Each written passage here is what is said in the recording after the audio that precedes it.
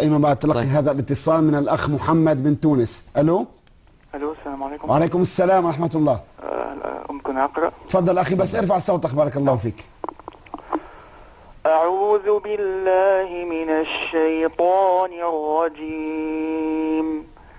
بسم الله الرحمن الرحيم.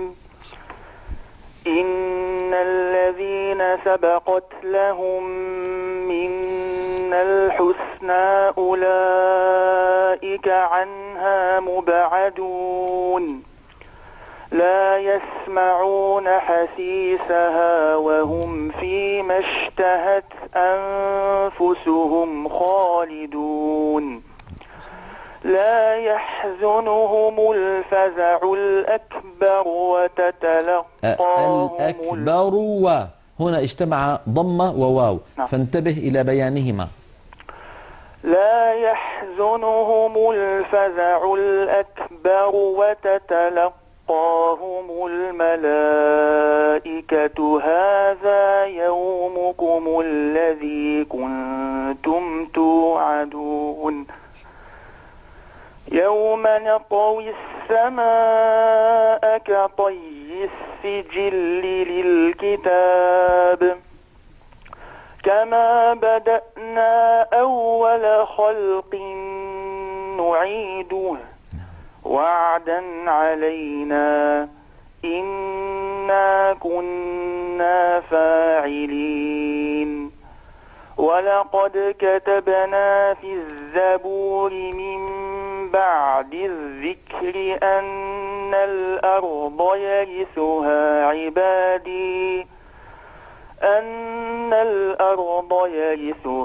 عبادي الصالحون إن في هذا لبلاغا لقوم عابدين وما أرسلناك إلا رحمة للعالمين. بارك الله فيك أخي الكريم، ما شاء الله تلاوتك رائعة منضبطة بضوابط علم التجويد كله بلا استثناء.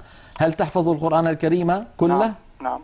أنت من تونس؟ نعم. على من قرأت بارك الله فيك؟ شيخ هو ليس معروفا كثيرا، ولكن من المشايخ الذين أخذوا الإجازة عن شيوخهم، ولكن لم أواصل معها لظروف. هذا الذي سمعته منك، هذا الإتقان الذي سمعته منك، من أين أتيت به؟ من شيخ قرأ على جهة المشرق أظن يعني. ما شاء الله. ما شاء الله. قراءتك منضبطة قراءة منضبطة بكل معنى الكلمة، بكل معنى الكلمة. وأسأل أنت حافظ القرآن كله؟ نعم. ومن تونس؟ نعم. الله يرضى عليك. عندي طلب لو تسمح دكتور أيمن.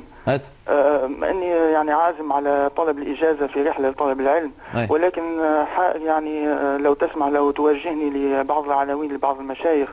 إذا جئت إلى السعودية، إذا كنت في جدة، فأنا يشرفني أن أقرئك، وهذه نعم. لم أقولها لأحد من قبلك في إعلان من الدكتور أيمن أنه على استعداد. لم أقولها لأحد من قبلك في هذا البرنامج لإقرائك إقراء إن جئت فأنا يشرفني أن أقرأك، لأنك أهل ومنضبط بكل.